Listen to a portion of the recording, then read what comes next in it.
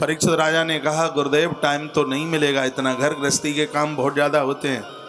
तो कहा कि प्रमतश्या बहुवी परोक्षयान माँ मुहूर्तम वितत घटे श्रेय श्रेयतः।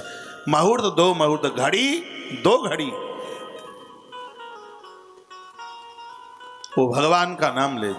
एक घड़ी आदि में पुण्यात। एक घड़ी आधी घड़ी, आंख का पलक ऊपर से नीचे गिरे, इतनी देर के लिए भी व्यक्ति को नित्य भगवत चिंतन करना चाहिए। राजन तुम कितने बड़भागी हो, तुम्हारे पास 7 दिन और 7 रात्रि हैं। मैं तुम्हें एक ऐसे राजा की कथा सुनाता हूं जिसने 2 घड़ी में भगवान को प्राप्त कर लिया।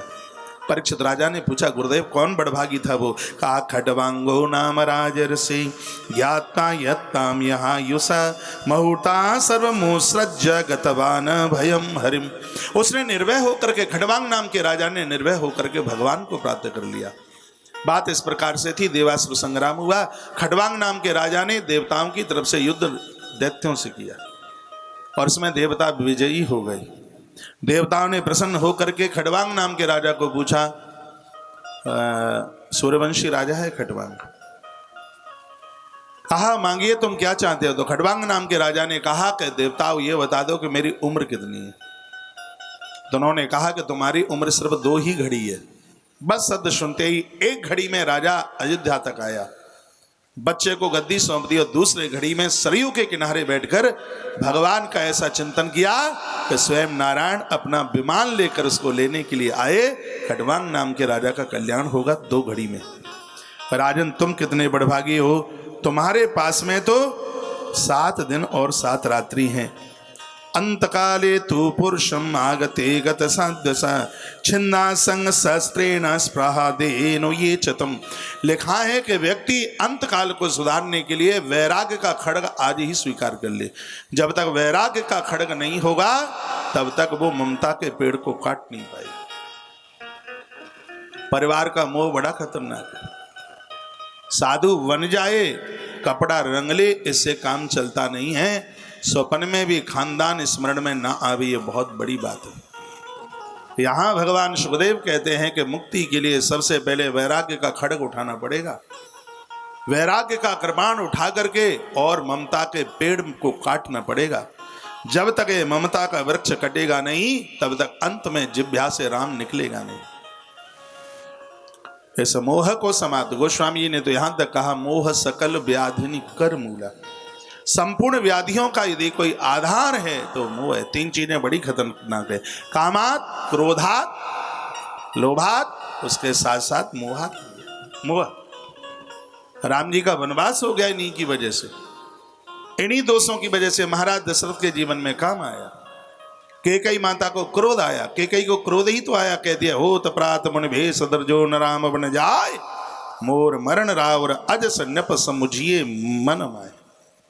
यदि सुबह राम बन को न गया तो अट्टालिका से कूद जाऊंगी, मैं मरूंगी, तुम्हें कलंक लगेगा। ये कैकेयी के बोले। कैकेयी को क्रोध आया, मंथरा को लोभ आया और महाराज को काम आया। ये दोष अयोध्या में चल के आए, इसलिए तो राम चले गए और राम अकेले नहीं गए। जहां दोष आते हैं वहां शांति रूपी सीता नहीं रहती, और जहां दोष आवे वहां वैराग्य का लक्ष्मण नहीं रहता। और ममता के पेड़ को काटने के लिए ही तो वैराग्य लक्ष्मण की आवश्यकता है। तो यही भगवान सुखदेव इस बात को बहुत जोर लगा करके कहते हैं। वो कहते हैं कि वैराग्य का खड्ग होना चाहिए ममता के पेड़ को काटने के लिए।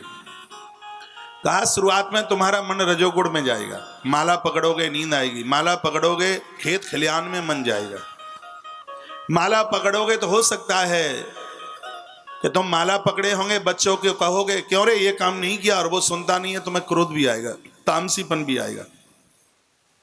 सुखदेव भगवान का अनुभव देखिए। भगवान सुखदेव कहते हैं रजस तमोभ्याम आक्षितम ब्रह्मण्य मन आत्मनः। भजन करना बिल्कुल मन छोड़िए, भले ही तुम्हारा मन रजोगुण में जा रहा है, भले ही तुम्हारा मन तमोगुण में जा रहा है, इतने पर भी भजन करना मन छोड़िए, क्योंकि यक्षे धारणया धीरो हंति या तत्कृतम मलम। धीमे धीमे माला तुम पकड़ते रहोगे तो तुम्हारे स्वभाव में परिवर्तन आ जाएगा, तुम्हारा रजोगुण भी शांत हो जाएगा, और तुम्हारा तमोगुण भी शांत हो जाएगा। क्रोध की अग्नि को बुझाने के लिए परीक्षित भगवान का भजन एक पानी भरी बाल्टी का काम करता है, वह एक जल का काम करता है। भले ही मन रजोगुण में जावे, तमोगुण में जावे, इतने पर भी भगवान का भजन छोड़ना नहीं चाहिए, उसका अभ्यास करते रहें। क्या एक एक श्लोक भगवान सुखदेव ने आनंद से भर दिया। रजस तमोभ्याम माक्षितम विमूढ़ा मन आत्मना। मन मूढ़ है, इधर उधर भटकेगा, लेकिन चिंता न करना, धीमे धीमे उसको संभालिए। यथा सद्धार्यमाणायाम योगिनाम भक्ति लक्षण। परमात्मा के प्रति अपनी धारणा को बना करके रखें। तो शीघ्र ही परीक्षित राजा ने प्रश्न कर दिया, कहा गुरुदेव ईश्वर के साथ धारणा कैसे जुड़ेगी?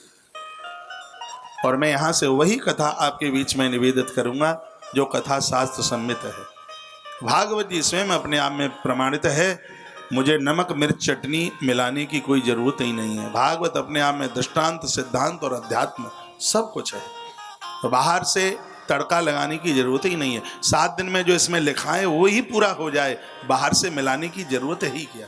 इसी में इतना भरा पड़ा है कि 7 महीना बोलते रहो तो पूरा ना हो, इतना भरा पड़ा है इसमें। तो राजा ने प्रश्न कर दिया। राजा राजो वाचयिथा संध्यायते ब्रह्मन् धारणा यत्र सम्मता यादृशी वा हरेदासु परुषस्य मनोमलम। हे गुरुदेव, धारणा परमात्मा के प्रति कैसे हो सकती है? हमारा मन, बुद्धि, चित्त, अहंकार सब भगवान के साथ जुड़ जाए, ऐसा जीव को क्या करना चाहिए जिससे धारणा भगवान के प्रति हो जाए? ये प्रश्न है। पहले तो ये बताइए, मैं कुछ बोल रहा हूं, बात समझ में आ रही है थोड़ी बहुत? है गर्दन हिलाई आ रही हो तो आगे बढ़ूं, फिर जयकारा लगाइए, बोले बांके बिहारी लाल की जय हो, श्री हनुमंत बलवंत महाराज की जय हो। अब देखिए परमात्मा के प्रति धारणा कैसे होगी? धारणा कहते हैं लगाव। ईश्वर से लगाव कैसे होगा? ईश्वर से जुड़ाव कैसे होगा? तो अब सुखदेव भगवान बोले, आहा सुखदेव भगवान बोले भागवत, फिर तो भागवत का तो कहना ही गया। सुखदेव वैसे भी हमारे गांवों में उस समय की कहावत थी, अमिया को या बेरिया के बेर को सुआ चोंच मार देता तो क्या कहा जाता था? अरे ये बेर बहुत मीठा होगा क्योंकि ये हरिया खाओ बहु है, हैं? सुआ ने जामे चोंच लगा दी। भागवत जी पहले से बहुत मधुर थी, लेकिन सुखदेव भगवान की इसके ऊपर चोंच लग गई, यानी उनका मुख लग गया इसके ऊपर, तो श्रीमद् भागवत और मीठी हो गई। तो जब सुखदेव भगवान ने सब गर्भ गृहस्थी में रजो और तमोगुण और सदोगुण की सब ये बातें करी और ये कह दिया कि ईश्वर के साथ में अपनी धारणा यानी अपना लगाव ईश्वर के साथ में जोड़ दीजिए, तब परीक्षित राजा ने प्रश्न किया था, हे ब्रह्मन, हरियादृशी धारणा कर्तव्या ताम बदया पुरुषम मनोमलम हरेत। जीव का मल का हरण हो जाए और जीवात्मा की धारणा परमात्मा के साथ जुड़ जाए, उसके लिए उस जीव को क्या करना चाहिए? प्रश्न है। और इसी प्रश्न के ऊपर पूरी भागवत है, समझ लो आप।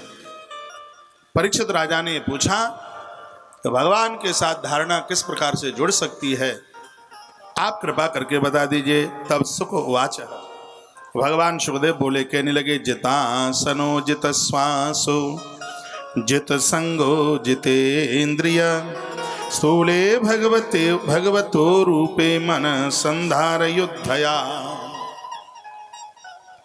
वर्णन क्या? जितासनो जित श्वासो, परमात्मा के बनने के लिए, उनके साथ अपनी धारणा जोड़ने के लिए सबसे पहले जितासनो अपना आसन जीतिए। थोड़ी बहुत देर रोजाना आसन लगा करके बैठे। भजन और भोजन का आनंद तो आसन के ही साथ है। ईश्वर के साथ धारणा जुड़ जाएगी, प्रीति जुड़ जाएगी, हम ईश्वर के बिल्कुल बन जाएंगे, 100% बन जाएंगे। आसन का अभ्यास करें। भोजन और भजन दो चीजें आसन की है। मानना ना मानना ये तो आपकी बात है, लेकिन जमीन पर भोजन करने से बीमारियां नहीं फैलती और चारपाई पर भोजन करके, कुर्सियों पर बैठ करके भोजन करने से बीमारियां नहीं रुकती। जमीन पर भोजन और भजन दोनों का आनंद जमीन पर है। जितासनो जित श्वासो जित संगो जितेन्द्रिया। जो लोग अपनी लंबी आयु चाहते हैं और पौष्टिक जीवन अंत तक चाहते हैं, और परमात्मा की स्मृति बनी रहे, धारणा भगवान के साथ जुड़ जाए, तो भगवान सुखदेव मुनि कहते हैं सबसे पहला सुखदेव भगवान का जो वक्तव्य है परमात्मा का बनने के लिए, उसमें सबसे पहले आसन जीतने की बात है। आसन लगा करके बैठ करके भजन करेंगे तो मन एकाग्र चित्त होगा। ये मन को एकाग्र चित्त करने के लिए, ईश्वर से जुड़ने के लिए ये सभी बातें बताई गई। जितासनो आसन जीत, घुटने तोड़ करके माला न घुमाए, भले ही थोड़ी देर बैठे लेकिन बैठिए आसन के साथ, आसन लगा करके बैठे। जितासनो, फिर कहा जित श्वासो, प्राणायाम के द्वारा अपनी श्वासों को जीतिए। इसमें श्वास का दूसरा अर्थ है वेदवाणी। आप देख नहीं रहे हैं, श्वास का मतलब है इसमें वेदवाणी, भगवान की कथाएं सुनिए, परमात्मा के चरित्र सुनिए, देखिए परमात्मा के साथ कैसी धारणा होती है, ईश्वर के साथ कितना लगाव होता है। जितासनो जित श्वासो। तीसरी बात बताई जित संगो, अपना संग जीतिए। आदमी कितनी भी बढ़िया हो, यदि खोटे लोग आ गए तो जीवन खतरे में पड़ जाएगा। महात्मा विभीषण राम जी की देहली पर वंदन प्रणाम करके गोस्वामी जी ने कितना सुंदर लिखा, और वो विभीषण की हृदय की बात समझ ली। बरु भलवास नरक करिताता, दुष्ट संग जनि देहि विधाता। हे परमात्मा, नरक दे देना लेकिन गलत व्यक्ति का कभी संग मत देना। आचार्य चाणक्य ने एक बड़ा सुंदर अध्याय नंबर 7 के, चाणक्य नीति के अध्याय नंबर 7 के 16 नंबर के श्लोक में उन्होंने बड़ी सुंदर बात की। वो कहते हैं सकटम पंचहस्तेन दशहस्तेन वाजिनाम, हस्ति सतहस्तेन देश त्यागेन दुर्जनम। वो कहते हैं कि बैल से 5 हाथ दूर रहो। हाँ, बैल कितना भी सीधा हो लेकिन बछड़े से 5 हाथ दूर रहिए, घोड़े से 10 हाथ दूर रहिए। वो कहते हैं कि हाथी से 100 हाथ दूर रहिए। सकटम पंचहस्तेन दशहस्तेन वाजिनाम, हस्ति सतहस्तेन देश त्यागेन दुर्जनम। आचार्य चाणक्य ने कहा बैल से 5 हाथ दूर, घोड़े से 10 हाथ दूर, हाथी से 100 हाथ दूर, और दुर्जन लोग जहां बसते हुए हैं उस स्थान को ही छोड़ दें। ग्रंथों में लिखा है कि जन्मभूमि से अच्छा तो स्वर्ग भी नहीं है। जननी जन्मभूमि शा स्वर्गादपि गरीयसी, ये 2 चीजें स्वर्ग से भी बढ़ करके हैं, एक जन्म देने वाली माँ और एक जन्मभूमि। लेकिन महात्मा चाणक्य कहते हैं कि जहाँ खोटे लोग रहते हैं, जहाँ विषैले लोग रहते हैं, तो जन्मभूमि भी छोड़नी पड़े तो छोड़ देना चाहिए, क्योंकि गलत लोगों का साथ करने से हम बच जाएं। बर भलवास नरक करिताता, दुष्ट संग नहीं देहि विधाता। क्यों? दुष्ट संग प्रसंगेन मृत्युरेवन संशया। आपका ध्यान इधर हो। दुष्ट संग प्रसंगेन मृत्युरेवन संशया। दुष्ट व्यक्ति का संग करोगे तो ड्राइवर बन के प्राण ले लेगा, सेवक बन करके जहर की पुड़िया घोल करके दे देगा। दुष्ट का संग करोगे बिक जाएगा, 1,50,000 में हत्या का कारण बन जाएगा। इसलिए भगवान सुखदेव ने भी यहाँ कहा जो लोग ईश्वर के बनना चाहते हैं उनको दुष्टों की संगति छोड़ देनी चाहिए। परमात्मा के साथ में धारणा जुड़े, उसके लिए संग बनाना पड़ेगा। बात समझ नहीं रहे आप? मेरे प्रभु श्री राम जी सबके ऊपर प्रेम करते हैं, लेकिन समुद्र को राम के क्रोध भरे शब्द सहन करने पड़े। बिनई न मानत जलद जड़ गए 3 दिन बीत, बोले राम सकोप तब। रामचरितमानस सुंदरकांड 2 नंबर 56। बिनई न मानत जलद जड़ गए 3 दिन बीत, बोले राम सकोप तब भय न होय न प्रीत। समुद्र को भगवान प्रभु राम जी के क्रोध भरे शब्द क्यों सहन करने पड़े? क्योंकि रावण बसो परोस, क्योंकि रावण संग में था, पड़ोस में था।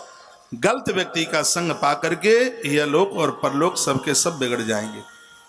परीक्षित राजा ने पूछा कि परमात्मा के प्रति धारणा कैसे बने, ईश्वर से हम कैसे जुड़े? तो वो कुछ मूल सूत्रों का वर्णन करते हैं। जितासनो जित श्वासो। उन्होंने कहा आसन जीतो, संसार से आशा मत करो, फिर वो कहते हैं जित श्वासो, श्वास ईश्वर की वाणी है, वेद वाणी है। परमात्मा की कथा सुनो, देखो भगवान के कैसे बनते हो। परमात्मा से जुड़ने के लिए परमात्मा की कथाएं बहुत बड़ा सहयोग करती हैं। और अगली बात बताई, जित संगो, महापुरुषों का, श्रेष्ठ लोगों का संग करो। जो श्रेष्ठ हैं, महापुरुष हैं, महात्मा है, ऐसे लोगों की संगति कीजिए। समझ रहे हैं? अगला सूत्र बताया, जितेंद्रिय, अपनी इंद्रियों को अपने वश में कीजिए।